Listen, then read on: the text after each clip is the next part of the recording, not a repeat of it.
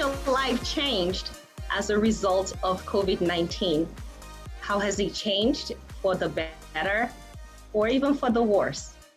Well, I can say that my life hasn't changed much as far as educating because I was already homeschooling, so we didn't have to make a big transition. But the extra curriculum to keep the kids social and to do other activities, they were able to go on field trips because I'm virtual school. So they can't do the field trip, so we have to find ways to get social connection, especially for my youngest daughter who is on the spectrum. So that was the only difference is the activities outside of homeschooling. And I had other family members who did needed help with transitioning, so I had to help them transition into online schooling, and that to make sure that the children get the services they need through Zoom, other platforms, and get adjusted to those platforms. Thank you, Latasha. Back to the guest speaker. Can Charlotte respond to the question posed? Yes, how has my life changed as a result of COVID? You want the long list. So first of all, there's no more school runs, right? I mean, now we're on summer break, but for the rest of school, there's no more, rushing out of the house in the morning, driving off to school, dropping people off, waiting for the bus and all of that. Everything is at home. All the extracurriculars have gone. My kids are they're swim kids, so that's all being canceled. So everything is at home. And of course, you're pitched headfirst into homeschooling. It's like being thrown into a pond with what do you call it? With alligators and lava and everything else. So just trying to make that adjustment. Business-wise, I'm a speaker. So, and weirdly enough, just before COVID hit, I had about 6 speaking engagements lined up every weekend, and all those, including my own. So all those went away, including, of course, the revenue from those speaking engagements. But so yes, there's been a lot of change. I think at some point your mind is like, oh, it's going to be over soon. It's going to be over soon. Then you find, oh, this is not going to be over soon. So a lot of struggles with depression and anxiety just from, I guess, cabin fever and trying to stay on top of business and school and work and everything and trying to do it all in one place. So yes, there's been a lot of changes, but we're pulling through. If I may say the good thing, people realize that now they need a coach more than ever. So my client panel has definitely gone up, increased by more than 100% of what I have before. So my clients are keeping me on my toes. Nice. Thank you, Dr. Ezekwoli. Dr. Lulu, do you want to answer that question too? So has it been hard? It has been hard in the sense that my eldest graduated from Stanford with honors, and I was unable to go. My first child graduated, and I was planning to go and be the mom with the big gala. Like I was going out to show out. I couldn't do that. And then his brother, who's a second year, is thriving. He got a presidential scholar from Texas Tech. And then the baby was the only one I really had to do something with. I realized that I missed my school runs. And Shadi said to my school runs, I missed the school runs. It was me and my son time. Yeah. Actually, I started writing question of the day based on the time I spent with my son every single day. We had 7 minutes to drive to school, which is like a mile away. But that was my time with my baby. And so that went away. And so to correct for that, I realized that he was struggling a little bit with Spanish, and I speak proficient Spanish.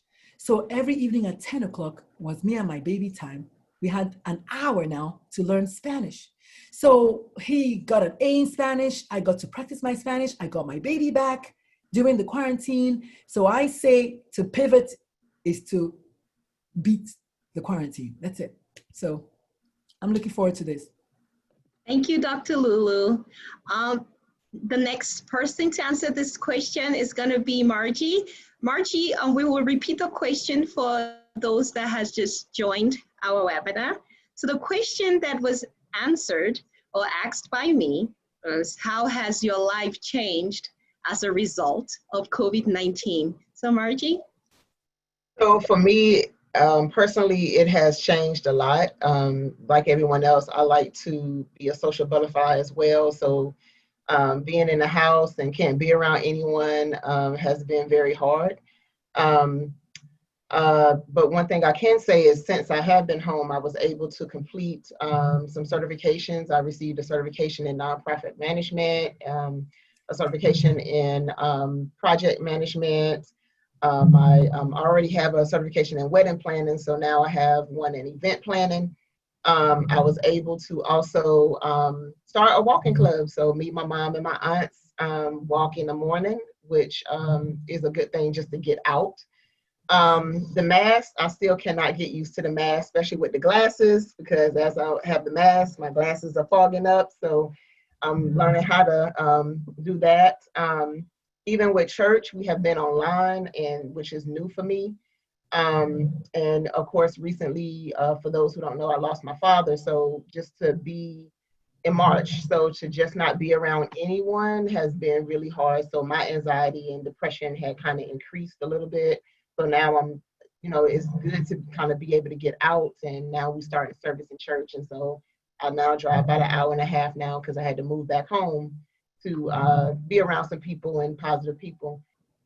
It has changed, but at the same time, there's some good parts for this COVID. Right. Thank you to all our speakers for addressing and answering those that question. Margie, sorry for the death of your dad. To all our speakers, thank you so much for your transparency and sharing with us the anxiety with these changes. Thank you. We appreciate it.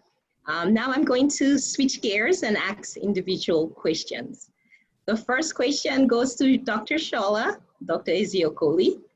So can you tell us how can we manage our limited time as busy moms? Dr. Jaju told us that she works about 60 hours per week. So how can we manage our time as busy moms and yet stay on top of our work requirements, let go of our perfection, avoid stressors in this new situation?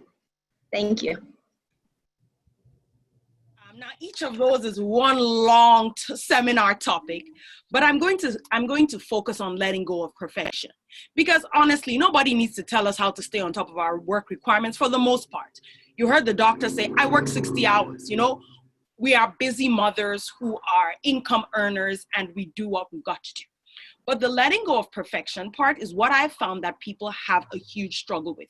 I like to call it medical mentality, but it's not only common to medical professionals. And I think here's why, at least in the medical world, again, most of my clients are medical professionals, so I come from that space. If you, for example, in a medical situation, if you do the wrong thing, somebody might die. Right? But in most of life situations, life is not like that. And sometimes we do have to be satisfied with B work. Now, I'm not saying be satisfied with F work, but as busy moms who have to take on a new challenge of homeschooling, you've never done it before and you're trying to navigate all this, there are some things that you might just have to let go of. So maybe every single day you tidy your house or whatever. Maybe sometimes you might have to let go of the fact that our house has to be spotless all the time. There are just some things that are not practical. Sometimes you have to favor your peace of mind over, a cup out of place or, somebody's clothes on the floor or something like that. Every single task in our lives cannot be number one. I tell my husband this, I'm like, you can't have a horizontal list, right? Everything, number one, clean, number one, homeschool, number one. Everything cannot be number one.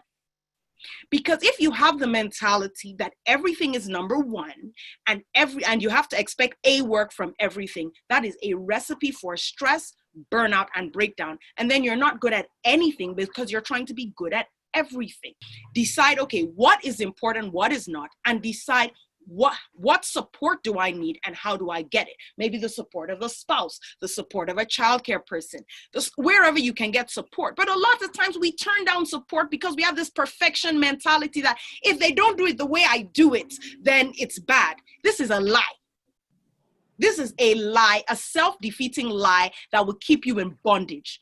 Everyone won't do things like, you do. Like, invite other people into your life. Believe me, people want to help and people want to support. But guess what? If everybody sees you doing strong woman and carrying everything by yourself, they're going to leave you alone. Wow. Thank you, Dr. Shola, for that. I love it. You're giving us some tips. The tips you gave to us is prioritize and strategize your day. You also told us to ask for help when needed. Thank you for sharing that. The next question is, thank you. Dr. Azuma, Yes. and one comment she made there, done is better than perfect. Yes, Yep. done is better than perfect. Thank you, Dr. Jaji, for adding that. Okay, so the next question is for Dr. Lulu.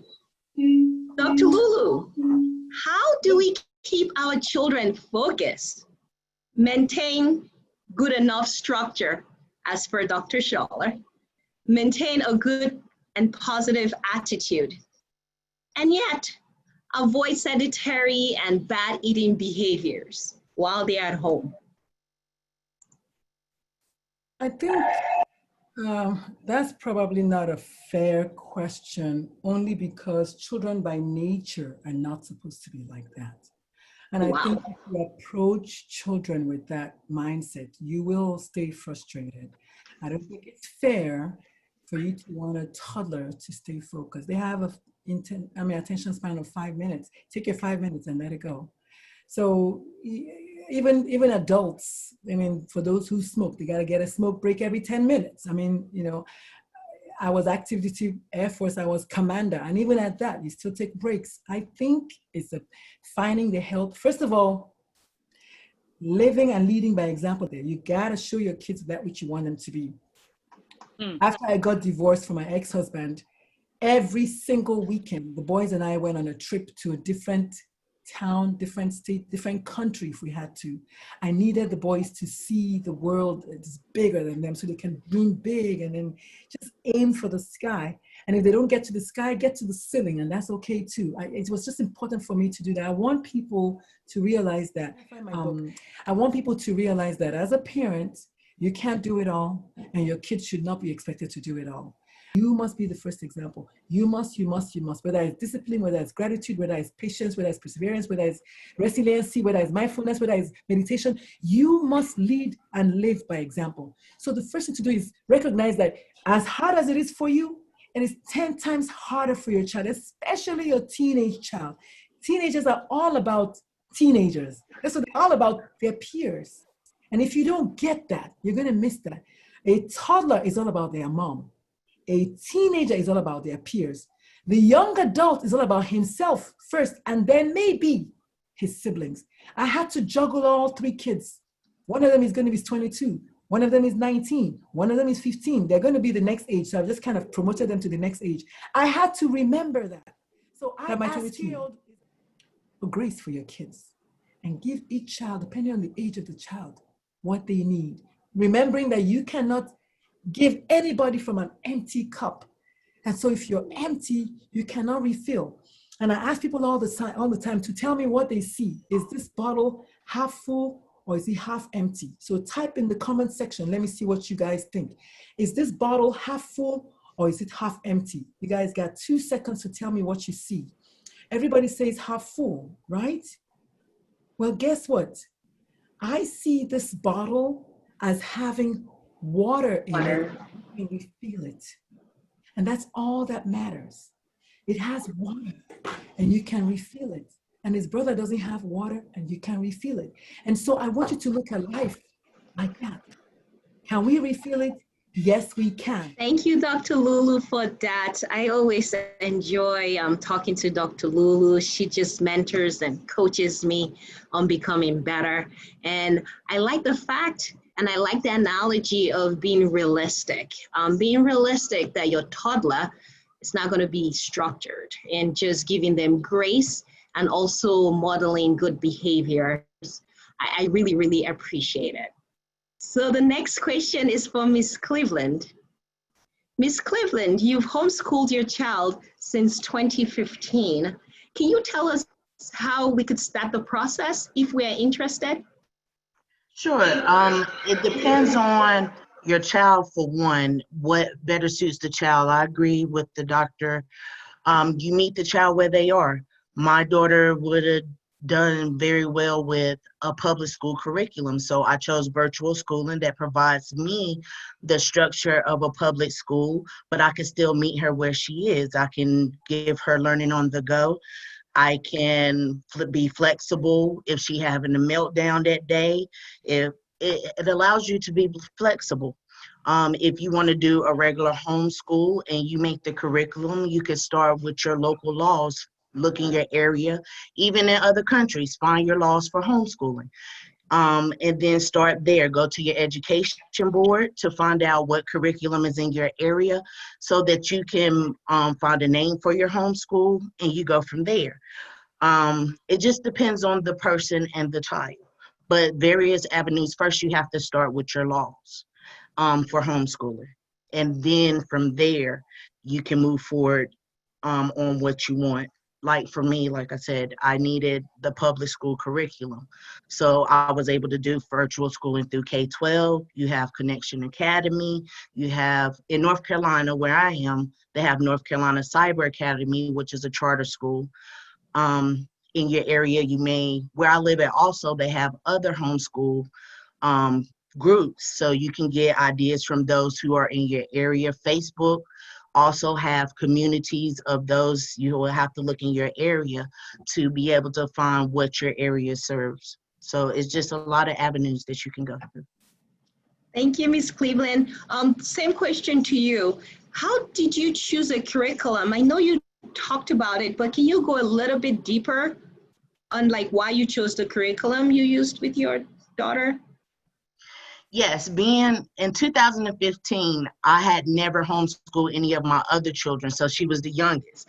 I was used to the public school curriculum because my other children, they attend what we consider brick and mortar school.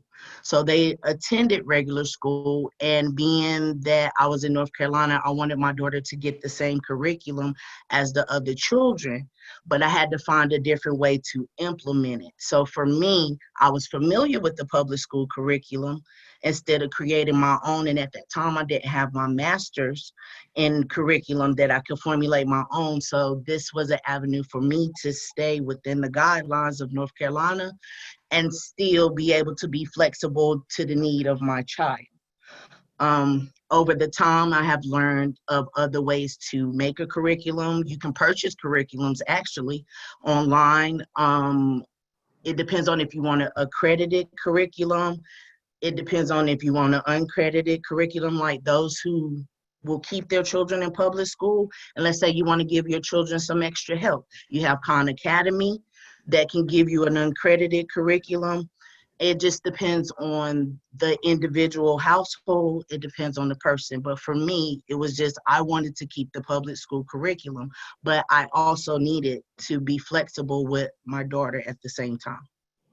All right, thank you, Latasha. So some things I learned from your speech is first identify the guideline of your state or your country. You can purchase a curriculum. Most people want an accredited curriculum. You can then decide if you want to go through the public school curriculum or the charter school curriculum. And you said you can also get a non-accredited curriculum through Khan's Academy, correct? Okay, very good. Correct. Thank you. All right, so now you touched on how to get curriculum. Can you touch on how, what we should focus on while homeschooling? Like, I guess a strategy to use? Homeschool, it takes a lot of organization. That is the big key. Organization, schedule. This last year that just passed, the last school year, I homeschooled both my children. So one is she's more independent, but they did the same public school curriculum. They still did charter school. So I had to be able to slide between the one that needed more help and the one that was more independent. So we would have to set our day. I told them each day we can get up by 8. Once you start early, then you can finish early. And I had to use some type of technique of once you finish, you're free. You're free for the day. So it takes a lot of organization. It takes a lot of patience. It takes a lot of routine. And that's how you get through the homeschool day. Each kid is different. My youngest daughter does better in the afternoon, and later on in the evening, that's when she wants to work. My middle daughter, she likes to work in the daytime. So she's like, in the morning, let's get this done. And I'm able to work with them at different times. If they decide that day they want to work at the same time, then I have one in one workspace and one in the other. So I can go back between the needs of them. So that's what helped. Just a lot of scheduling, a lot of organization, and a lot of patience. Critical question. It says, my son is starting kindergarten in August, and we're not sure if he will be at home or at school, which is fair. I struggle with sending him back. Hold on, I can't see with this thing. Sending him back because of the danger to teachers and students alike. True, but he thrives in the social environment of his school and has not been interested in learning from us at home. Remember, number one, the child who is at kindergarten, at that point, school for them is still essentially play therapy. So I want you to make it as play as possible. She says something here. She says, he's not interested in learning from us at home. That is actually not accurate. I have to use that word. It's not accurate because everything he knows so far, he learned from you at home. Everything he knows. So I want you to look at life and look at, like the other lady just said, look at his school as more of a life school versus a school with math and English. And she just took it from my mouth when she said, when my eldest son, and I'm going to say this, and I'm not trying to be braggadocious, but it's a true statement. My eldest son, when he was 21 months old, he was reading. So one day I went to the high school, the local high school, to do physical exams on the schools, on the kids. And every kid was coming to my room that I was doing the exams. And I just thought I was popular with the kids. I didn't realize that they were all coming to see this little 2-year-old who would say, bird, chicken, book. He was reading. I didn't realize that was why they were coming. And so the day I realized that he could do it was one day we were driving. This is what he was even younger. We were driving down the street and I stopped at a light. I'll never forget it. He said the word clearly. He said, Mom, octagon. I was like, what? What's wrong with this kid? Where's octagon? He said, Mom, octagon, octagon. And I made a slow motion, boom, stop sign. He said octagon. Teach your children, they will learn. I didn't even think he was learning anything. I was just calling out shapes and he said, Mom, look, octagon. Then the next thing I said was, what's the color? He said red. And I said, okay, what are the letters? He said STOP. You see what I mean? Like, don't make it a big, let's go to class now. No, he was 23 months old. Needless to say, he grew up to become a 5-time state spelling bee champion. But that's him. His brothers don't care about that. But that's what I mean by just teaching with everything and anything. He said, octagon, I almost died. Do that for me. Do that for me. Thank you so much. Thank you so much, Dr. Luli. I wanted to make sure we address that question from Lisa. We also have another question that's been there for a while, and this is about a son who is autistic, who throws fits, hard to get engaged, and there are other siblings in the picture. So the question is, how do we get this young man engaged so that he can learn at home? So Dr. Lulu has a fabulous point about seizing every opportunity. That's something all of us could do better, myself included, with my 4-year-old who's learning his letters, So how do we help these children who need a little extra help with just getting coordinated and so on? Oh, I'm sorry. Dr. Mary Jill had told me something about autism, and I think that's a great question. But I want you to look at the glass as having water in it. We're going to do that with this child. The mother said he has other siblings. Now, of course, I don't know enough about them. Rather than trying to get your autistic child, who we know very well that autism by nature is a struggle emotionally, socially, academically, and everything else. I want you to get the other kids to confirm. So rather than getting him who's struggling, because naturally, autism, they have a need for sameness. Everything has to be the same every day. If you move the pencil this way, that's it. So I want you to educate all the kids around him. And that's what I tell the teachers. When you have a child with special needs, you prepare the kids for this child. Don't prepare the child for the kids. Prepare the kids for the child. Let them know that your child has struggles. When my baby son came, he struggled with speech. He stutters. And he goes to school and nobody knows he stutters. Not a single person knows he stutters. He comes home and he has a hard time saying the words, depending on whether he's excited or what's going on, even to this day. So what do? When he's like that, we stop. We ask him to breathe and we wait on him to get the words. And then it just flows. So I have a child with special needs from that sense. He didn't walk until he was older and all the things. But the point I'm trying to make is I have dealt with that. So rather than wanting my son, who obviously has a disability, to conform, everyone around him will conform so he can have the best chance to communicate. I hope that helps a little bit. I want to touch on that Yes. that part. So what I do for my daughter is I let her know that she's unique. That doesn't mean something is wrong. You just have different ways of learning. So sometimes I let her teach me.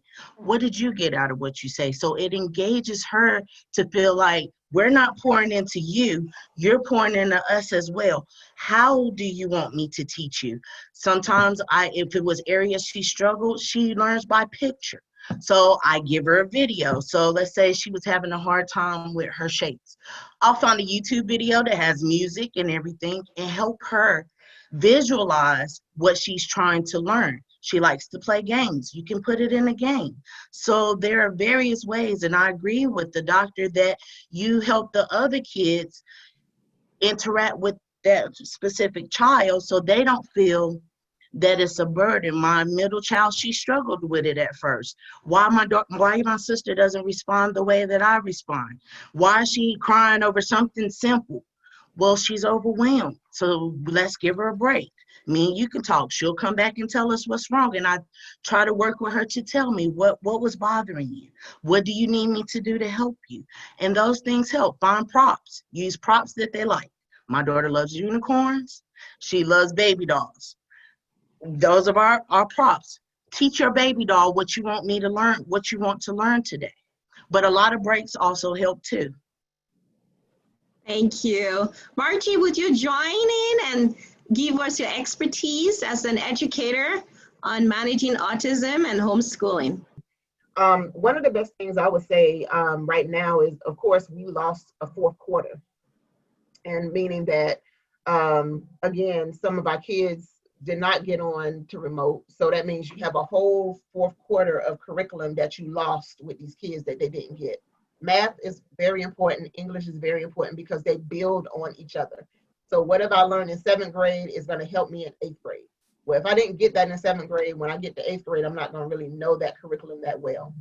So what I suggest is go to your school department in North Carolina or whatever state that you're in.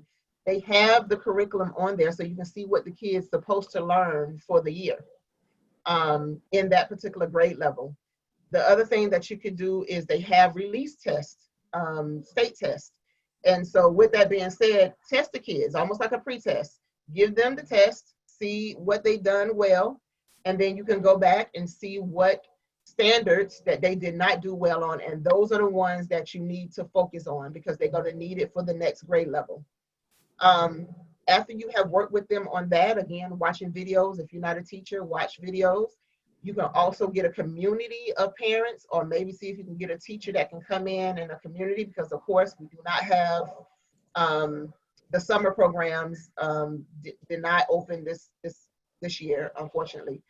So once you have worked with them on that, see what the next curriculum is going to be in the next grade level. Start working on those things with them so they can kind of be in advance and already know that. And I think that helps because I also tutor. So a lot of times when I tutor what the kids are learning. And then I ask the teacher, okay, what is the next lesson that they're going to need when they come to you? So I go ahead and start teaching that. So when they get to class, when that lesson is taught, they already are in front of the kids already and already know the information and probably just need some revamping on some of the curriculum that they need to know. So I think teaching school, when you teach online as well, please have fun time for the kids. I think someone said that, learning through play. One of the things you can do is for break time for little kids, let them go and play in the dirt a little in the backyard, maybe build a garden. And with that, you're teaching them science. Actually, you're teaching them the scientific method. When I plant this, how do you think this is going to grow? Do you think I need more water? Do you think I need more sun? And whatsoever, you are actually teaching them scientific method. You also teaching them a little math. How tall do you think this is going to grow? Let them measure how tall the plant is. Well, that's math and science at the same time. Maybe write a little report. So you are teaching them and giving them ownership of their own learning. So don't make it so much of school, school, school. Put some play into it. I like what Miss Cleveland said was when she teach fractions, which is one of the hardest things to teach because I taught math too. That's one of the hardest things to teach in math. Let them make a cake. Let them cut the cake and eat it. Well, how much part of that cake did I eat and things. So put play into it, I think would be really good to keep the kids focused versus just giving them a book and and already giving them a book and just having them sit like they in school anyways. A lot of times that get a little boring for the kids. Make it interactive and engaging for them. Thank you, Margie, for answering the question. One of my take-home message from your statement is go to the school district curriculum and look at each individual grade level and decide how to teach your child. Thank you so much. Now we are going to open the session for a Q&A, audience Q&A. Dr. Jaju is going to be narrating, posing questions to you guys from our audience. And we will select one audience participant to ask you a question. After Dr. Jaju reads 2 questions from the audience. Yes, thank you so much. There are so many questions that revolve around the same theme. So if our fabulous attendees here don't mind, I'll merge it all. And we got to address the elephant in the room. There are only however many hours in a day, 24. Where do we find time? So the hardworking, however many hours a day mom, or the full-time teacher who has her own children to teach at home, or the woman and her husband who lost jobs due to COVID and have to find work and don't even have childcare organized. So can we have any of the panelists, I don't know, anyone who wants to tackle how do we make out time to actually have that teaching time, no matter how formal or informal, right? How can you have some suggestions? I think I'm going to go first, just so I'm not, and I promise I'll speak for 1 minute. How do you eat a large sandwich? It's a very simple thing. How do you eat a large sandwich? 1 bite at a time. Thank you, Shadi. I know Shadi, you're my girl. But here's why I asked that question. I wasn't trying to be funny, but I usually put these up behind me. If you see this is my son's music room that I've converted to my study. These letters spell music. My boy is a music major. I told you guys that. So what I usually do is I have this word here. It says podcast there. On Mondays, you can't see that. This one says online courses on Tuesdays, right? And just like that. So each day of the week, for me, it works better for me that way, that one day I'm doing podcasts, one day I'm doing my books, one day I'm doing online courses, one day I'm doing. Why do I say that? I say that because you cannot do everything every day. Just like Shadi said, you can't have a horizontal. I love that. That's a new one for me. You cannot have a horizontal list. You must take it one bite at a time. I only see patients Tuesdays, Wednesdays, and Thursdays. Yes, I know I work with suicidal teens. But so I see patients Tuesdays, Wednesdays, and Thursdays. Why? Because I can't see patients every day, do everything every day. So I ask you, parents, take maybe one day or 1 week to organize how you're going to do it. And remember, no one is it's like writing a rough draft of a book. No one is going to read your rough draft. No one is going to come and say, this schedule is not working. What do? You do that first schedule, see how it works.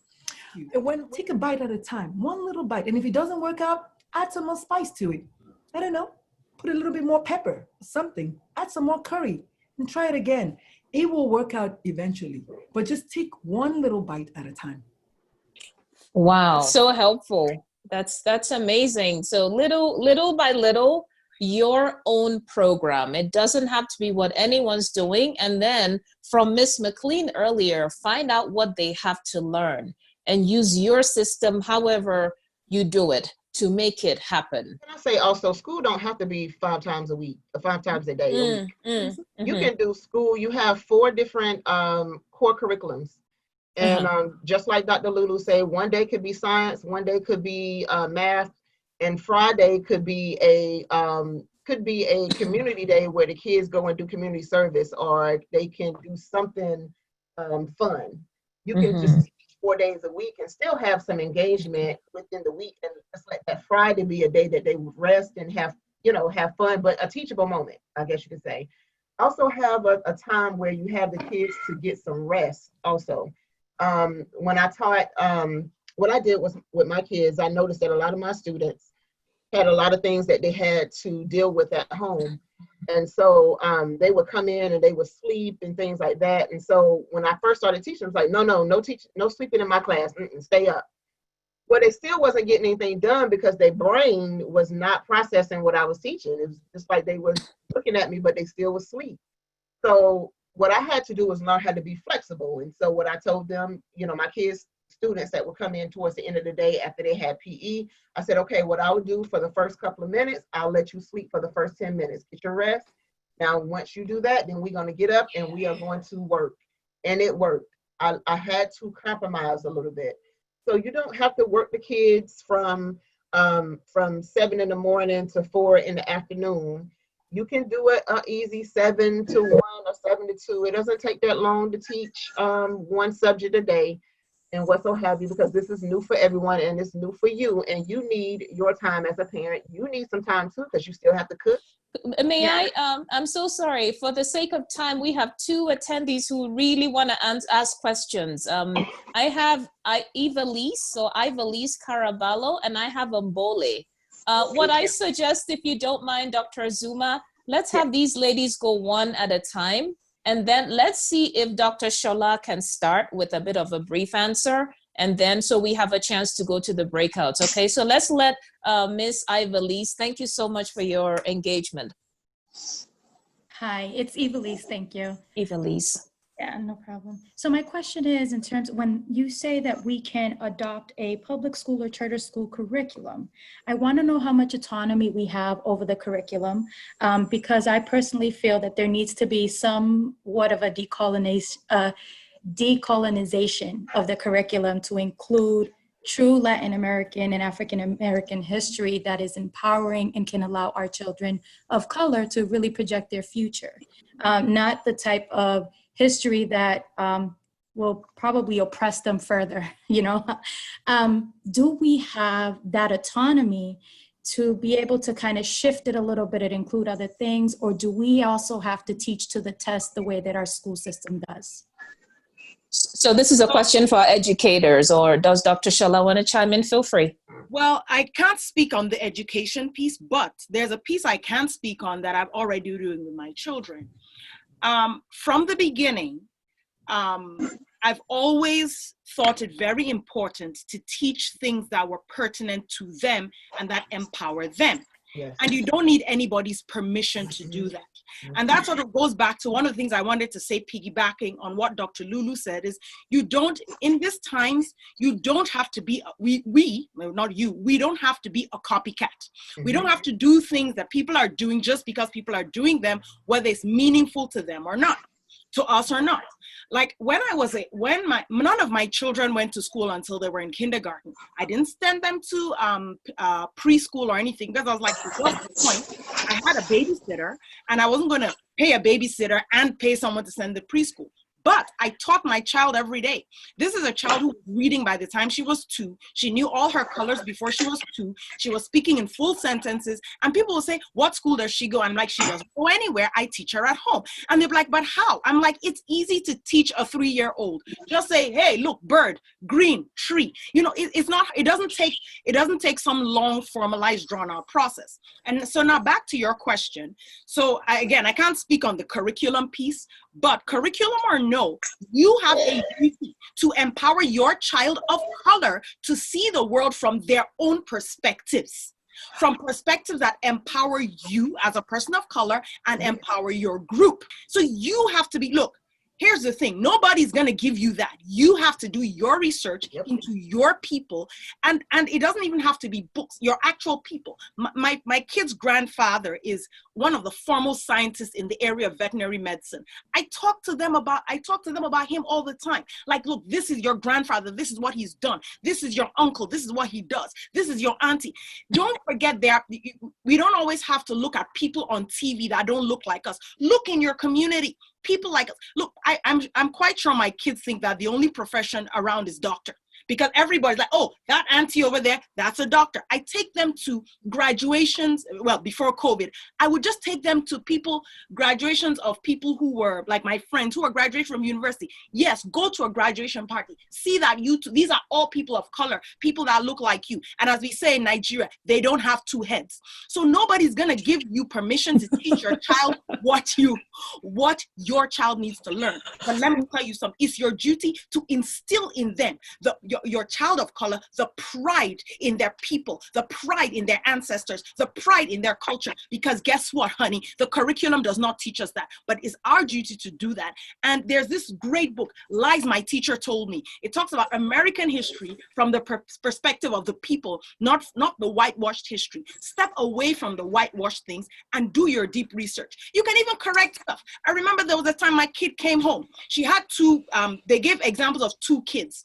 One was a German kid. They talked about a kid in Germany who goes to school, blah, blah, blah, blah, blah. Then they talked about a kid in Somalia. And guess what? That kid had to get firewood and fetch water. And he had 10 siblings and his mother had AIDS. I said, let me tell you something, honey. Not everybody in Nigeria has AIDS. Not everybody in Africa has AIDS. Look at me. Do I have AIDS? No. I said, let me show you pictures of Lagos. And I went and I showed beautiful pictures of nice beaches.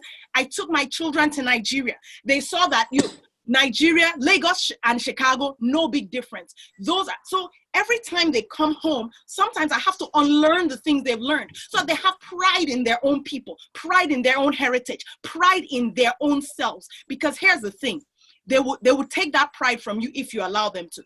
Okay, there's a question that came up in our breakout session that we can probably transfer here and then quickly wrap up for Dr. Zuma. No Nigerian way to parent. Yeah. No special way to homeschool. So all those labels, give yourself grace. This is the time to throw them into the trash, because who are you trying to impress? There's nobody to try and impress, right? We're all doing the best we can in our unique circumstances. So when you say to yourself, I am doing Uche. Uche is my real name. There are 2 Uches here. I am doing me. I'm doing it the best way I know. Every day I'm gonna wake up and do the best I can. And whoever can think whatever they want, I'm doing the best I can. Probably takes off a lot of stress off of you. Dr. Shola, can you speak to that? That's a problem for many of us. Yes. So as I was saying before, don't be a copycat. Live your life.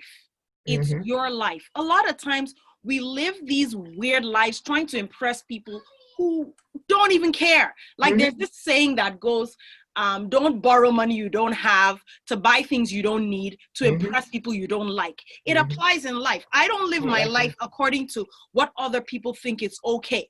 We call America the land of the free and the home of the brave. Act free and act brave, for goodness sake.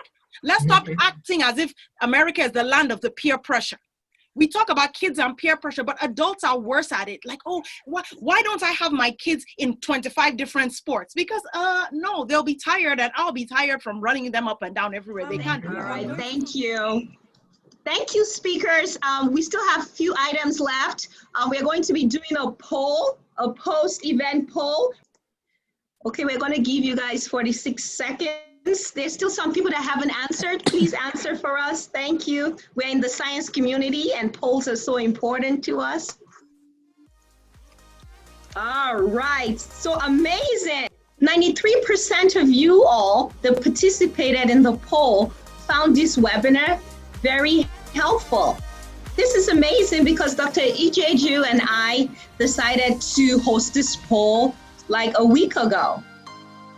True. Dr. Ijeju asked a question about homeschooling in one of our groups.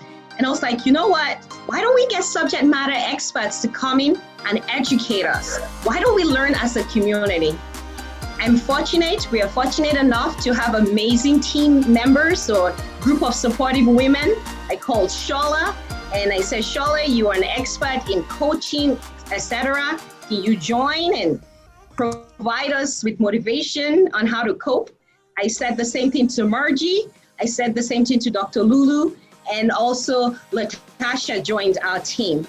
I emphasize this point because it's very important to build a supportive network, people that you can always call when you need help. So thank you so much.